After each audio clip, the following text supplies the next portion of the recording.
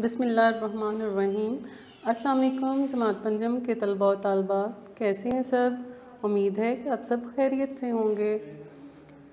रोज़े कैसे गुजर रहे हैं? क्या सब बच्चे रोज़े रखते हैं, साथ नमाज भी पढ़ते हैं? वाह, वेरी गुड, शाबाश। रोज़े के साथ नमाज तो बहुत ज़रूरी है। तो आइए देखते हैं आज हम किस दिलचस्प उन्वान के बारे में पढ़ने वाले हैं और इनके अहम मकासद क्या हैं।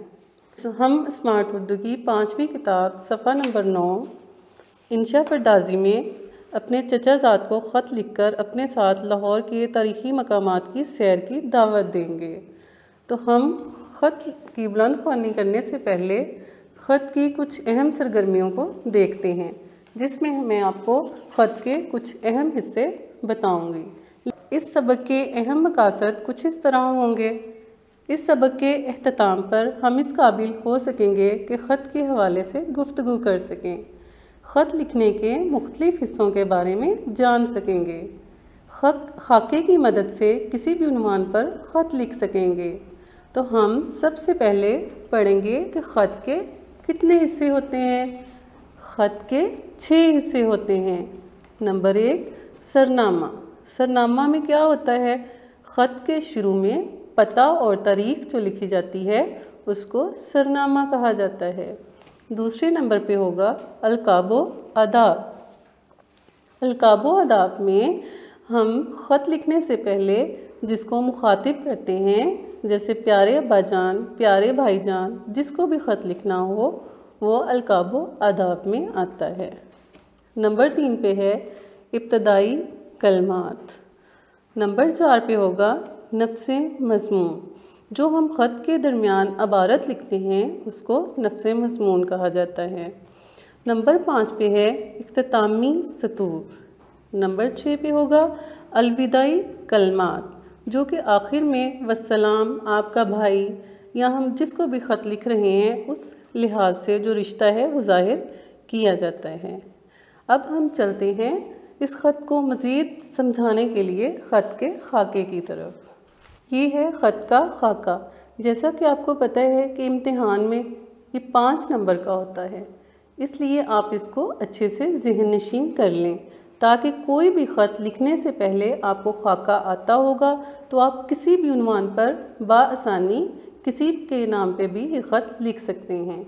सबसे पहले इसमें लिखा जाएगा अज़ कमरा इम्तिहान। उसके बाद तारीख़ लिखी जाएगी, जैसा कि आज है 22 अप्रैल 2021। उसके बाद लाइन के बिल्कुल दरमियान में लिखा जाएगा प्यारे भाईजान। हम जैसे कि चचाज़ाद के नाम लिख रहे हैं तो इसलिए हम यहाँ पे कज़न को भाई की रिश्ते से पुकारेंगे। उसके बाद अगली लाइन पे होगा अस्सलामुअलैकुम। अस्सलामुअलैकुम के साथ ही हम अपना नफ्से मज़मून जो है शुरू करेंगे। फिर हम जब हमारा ख़त अबारत मुकम्मल हो जाएगी नफ्से मज़मून की, तो हम बिल्कुल बाएं जानब पर वस्सलाम लिखेंगे। आपका भाई अलिफ पे जी। ये हमारे ख़त का खाका मुकम्मल हुआ। तो जी बच्चों, अब हम देखेंगे ख़त की बुलंद ख़वानी। जैसा कि आपने खाका देखा, इसी तरह ये ख़त की बुलंद ख़वानी में भी ये चीज़ें आपको नज़र आएंगी। कमरा इम्तिहान, 22 अप्रैल 2021। प्यारे भाईजान, अस्सलाम वालेकुम। आपका ख़त मिला, पढ़कर बहुत खुशी हुई कि जून में मौसमी गर्मा की तातीलात हो रही हैं। हमारी दिली ख्वाहिश है कि आप इस साल छुट्टियां मेरे साथ लाहौर में गुजारें। हम पढ़ाई के साथ साथ लाहौर के तारीख़ी मकामात की सैर भी करेंगे। इससे हमारी मालूमात में भी इजाफ़ा होगा और पढ़ाई में भी मदद मिलेगी। अब्बाजान को आपके आने की बहुत खुशी है। उम्मीद है कि चचा जान आपको इजाज़त दे देंगे।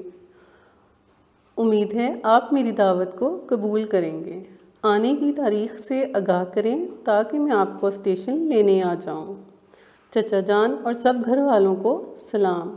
वस्सलाम, आपका भाई अलिफ पे जी। तो जी, आपने ख़त की बुलंद ख़वानी सुनी। आपने अब इस ख़त को बच्चों बहुत अच्छे से अपनी नीट नोटबुक्स के ऊपर लिखना है और इसको अच्छे से याद भी करना है।